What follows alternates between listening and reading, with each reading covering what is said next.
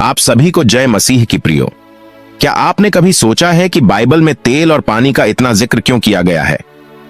क्या यह सिर्फ साधारण चीजें हैं या इनके पीछे कोई शक्तिशाली आत्मिक रहस्य छुपा है?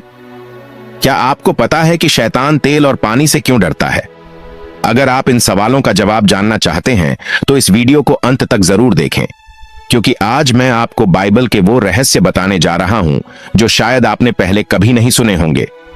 बाइबल कहती है, तू मेरे शत्रुओं के सामने मेरे सिर पर तेल मलता है, मेरा कटोरा उमड़ता रहता है। भजन संहिता 23 अध्याय 5 वचन। तो फिर तेल और पानी का असली आत्मिक रहस्य क्या है? कैसे आप इसका सही उपयोग करके अपने जीवन में आशीष और सुरक्षा ला सकते हैं? कैसे आप आत्मिक युद्ध में जीत हासिल कर सकते हैं? यह वीडियो आपकी आंखें खोल देगा। आपके जीवन में बदलाव लाने वाली प्रार्थना आज ही सीखें। वीडियो को अभी लाइक करें, शेयर करें ताकि यह ज्ञान हर किसी तक पहुंचे। अगर आप परमेश्वर में विश्वास रखते हैं तो कमेंट बॉक्स में हालेलुया जरूर लिखें और इस चैनल को सब्सक्राइब करना ना भूलें, क्योंकि यहां आपको बाइबल की गहरी बातें जानने को मिलेंगी। अब चलिए बाइबल के इस गहरे रहस्य को जानने के लिए आगे बढ़ते हैं। आपने चर्च में लोगों को अभिषेक के लिए तेल का उपयोग करते देखा होगा। आपने यह भी सुना होगा कि पानी शुद्धिकरण और आशीष का प्रतीक है। लेकिन क्या आपने कभी सोचा है कि इन दोनों में परमेश्वर की कैसी अद्भुत शक्ति छिपी है? आज हम इस रहस्य को खोलने वाले हैं। हम बाइबल की गहराई में उतरेंगे, पुराने और नए नियम को देखेंगे और जानेंगे कि परमेश्वर ने तेल और पानी को कैसे इस्तेमाल किया और कैसे यह आपकी जिंदगी को भी बदल सकता है। जब हम बाइबल पढ़ते हैं तो हम पाते हैं कि तेल सिर्फ एक सामान्य पदार्थ नहीं है, यह अभिषेक का एक माध्यम है। बाइबल में याकूब 5 अध्याय 14 वचन कहता है, यदि तुम में से कोई बीमार हो तो वह कलीसिया के प्राचीनों को बुलाए और वे उसके लिए प्रार्थना करें और प्रभु के नाम से उसे तेल लगाकर अभिषेक करें।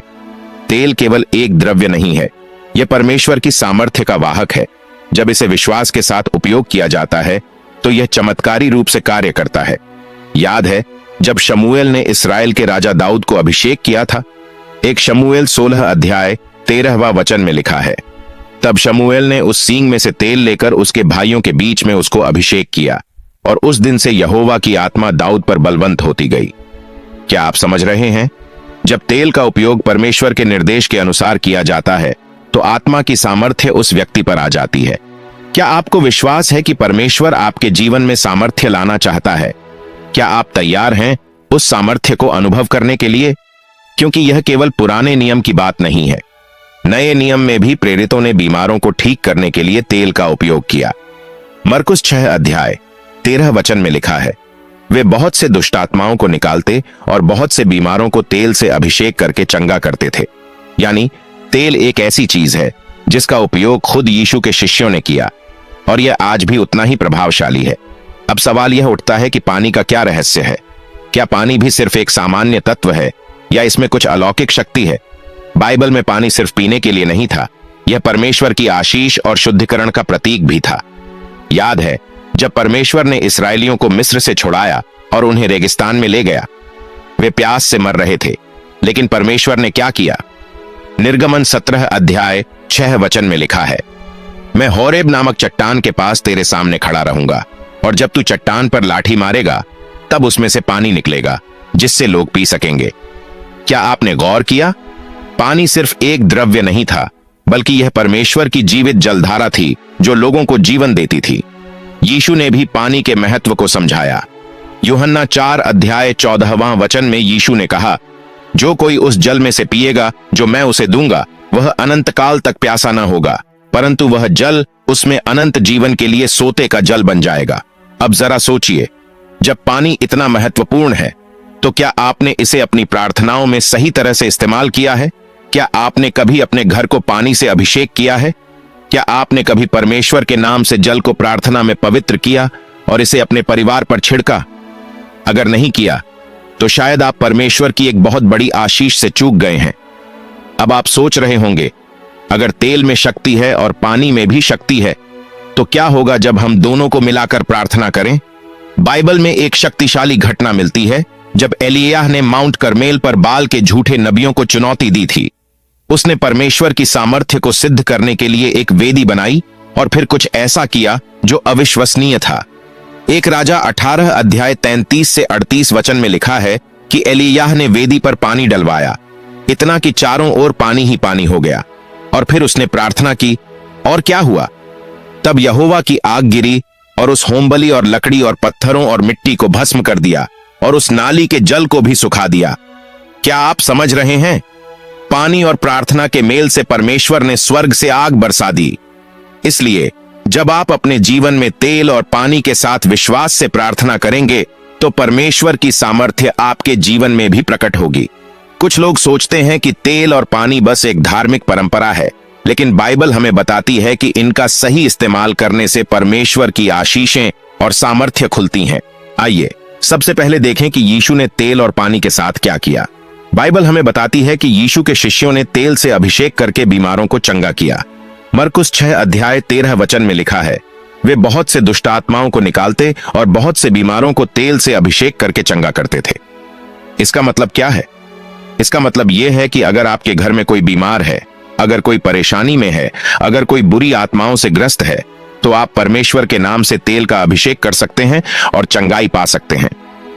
लेकिन याद रखें, तेल में शक्ति नहीं है, बल्कि जब आप इसे विश्वास से परमेश्वर के नाम में उपयोग करते हैं तभी यह प्रभावी होता है।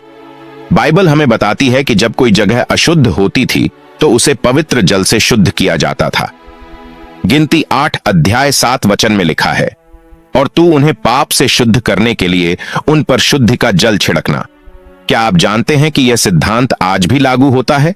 अगर आप महसूस कर रहे हैं कि आपके घर में अशांति है, अजीब घटनाएं हो रही हैं, या आपको लगता है कि कोई आत्मिक बाधा है, तो आप परमेश्वर के नाम से पानी को पवित्र करके अपने घर के कोनों में छिड़क सकते हैं।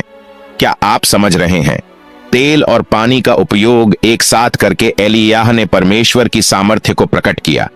अब सवाल यह है कि आप अपने जीवन में यह कैसे कर सकते हैं। अब मैं आपको एक ऐसी प्रार्थना बताने जा रहा हूं जो बाइबल के सिद्धांतों पर आधारित है और जो आपके जीवन में परमेश्वर की आशीषें ला सकती हैं। यदि आप अपने घर में शांति चाहते हैं, सबसे पहले एक कटोरी में पानी लें, फिर उसमें विश्वास से प्रार्थना करें, हे प्रभु यीशु मसीह, जैसे तूने यरदन के जल को छुआ वैसे ही इस जल को छू, इसे पवित्र बना, और यह जहां भी छिड़का जाए वहां तेरी शांति और सामर्थ्य आए। आमीन। अब इस जल को अपने घर के चारों कोनों में छिड़कें और विश्वास करें कि परमेश्वर की आशीष वहां स्थापित हो रही है। यदि आप बीमार हैं या किसी को चंगाई देना चाहते हैं, एक छोटी शीशी में जैतून का तेल लें, फिर उस पर हाथ रखकर प्रार्थना करें, हे प्रभु, यह तेल केवल जैतून का तेल नहीं बल्कि तेरी सामर्थ्य का वाहक बने। जब भी यह किसी पर लगाया जाए वह चंगा हो जाए, यीशु के नाम में। आमीन। फिर बीमार व्यक्ति के माथे पर हल्के से इस तेल को लगाएं और कहें, यीशु के नाम में चंगा हो। यदि आप अपने परिवार की रक्षा चाहते हैं, हर कमरे के दरवाजे के ऊपर तेल की एक बूंद लगाएं और विश्वास करें कि परमेश्वर की सुरक्षा वहां स्थापित हो रही है।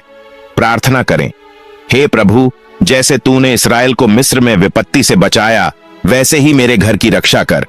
शैतान की कोई भी योजना यहां सफल ना हो, यीशु के नाम में। आमीन। यह बात समझना बहुत जरूरी है कि जब हम बाइबल में तेल और पानी के बारे में पढ़ते हैं तो यह केवल बाहरी चीजों के बारे में नहीं है, बल्कि यह आत्मिक रूप से बहुत शक्तिशाली हथियार भी है। यीशु ने स्वयं कहा, यूहन्ना 7 अध्याय 38 वचन, जो मुझ पर विश्वास करता है, जैसा कि पवित्र शास्त्र में कहा गया है, उसके हृदय से जीवन का जल बह निकलेगा। क्या आप समझ रहे हैं? यीशु कह रहे हैं कि जब आप परमेश्वर के वचन में चलते हैं तो आपके भीतर से भी जल के सोते फूट पड़ते हैं। यानी जब आप परमेश्वर के वचन में चलते हैं, प्रार्थना करते हैं और तेल व पानी का सही उपयोग करते हैं, तो आपके जीवन में आत्मिक शक्ति बहने लगती है। क्या आपने कभी सोचा है कि क्यों बाइबल में दुष्ट आत्माएं हमेशा पानी और तेल से दूर भागती हैं? मरकुस 5 अध्याय 12 से 13 वचन में जब यीशु ने गेरासेने के आदमी से दुष्ट आत्माओं को निकाला तो उन्होंने क्या कहा? वे उससे विनती करने लगे कि हमें सूअरों में भेज दे कि हम उनमें प्रवेश करें। क्यों? क्योंकि दुष्ट आत्माएं जल से डरती हैं। मत्ती 12 अध्याय 43 वचन में लिखा है, जब अशुद्ध आत्मा किसी व्यक्ति में से निकलती है तो वह सूखे स्थानों में विश्राम ढूंढती है, पर उसे नहीं मिलता। यानी दुष्ट आत्माएं सूखे स्थानों में जाना चाहती हैं, लेकिन जहां जल होता है वहां नहीं रुक सकती। यही कारण है कि जब आप प्रार्थना करके जल को पवित्र करते हैं और अपने घर में छिड़कते हैं, तो शैतानी ताकतें वहां नहीं रह सकती। अब आप समझ रहे हैं कि क्यों यीशु ने खुद को जीवन का जल कहा। अब मैं आपको तेल और पानी की प्रार्थना का सबसे बड़ा रहस्य बताने जा रहा हूं।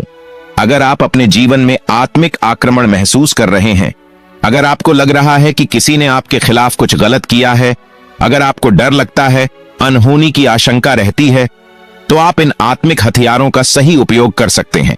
जब आपको महसूस हो कि शैतान आप पर आक्रमण कर रहा है, रात में सोने से पहले अपने सिर पर थोड़ी मात्रा में तेल लगाएं, अपने हाथों को ऊपर उठाएं और यह प्रार्थना करें, हे परमेश्वर, मैं यीशु मसीह के नाम में यह तेल अपने सिर पर लगाता हूं।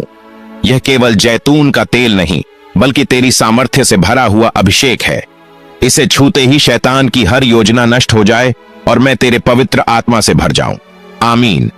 फिर भजन संहिता 23 अध्याय 5 वचन को पढ़े, तू मेरे शत्रुओं के सामने मेरे सिर पर तेल मलता है, मेरा कटोरा उमड़ता रहता है।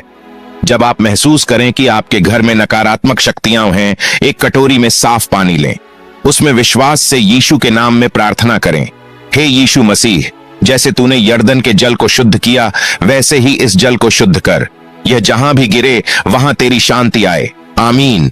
अब इस जल को अपने घर के दरवाजों, खिड़कियों और कोनों में छिड़कें और कहें, यीशु के नाम में यह घर पवित्र है, शैतान तुझे यहां रहने की अनुमति नहीं। आमीन।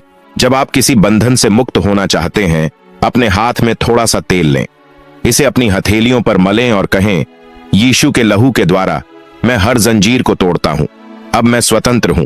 आमीन। फिर यशायाह 10 अध्याय 27 वचन को जोर से पढ़ें, उसका जुआ तेरी गर्दन पर से हट जाएगा और उसका बोझ तेरे कंधे पर से उतर जाएगा और अभिषेक के कारण जुआ तोड़ा जाएगा। क्या आप महसूस कर रहे हैं कि यह प्रार्थना कितनी सामर्थी है? भाइयों और बहनों, बाइबल हमें बताती है कि परमेश्वर के सभी बड़े सेवक तेल और पानी का उपयोग करके अद्भुत चमत्कार करते थे।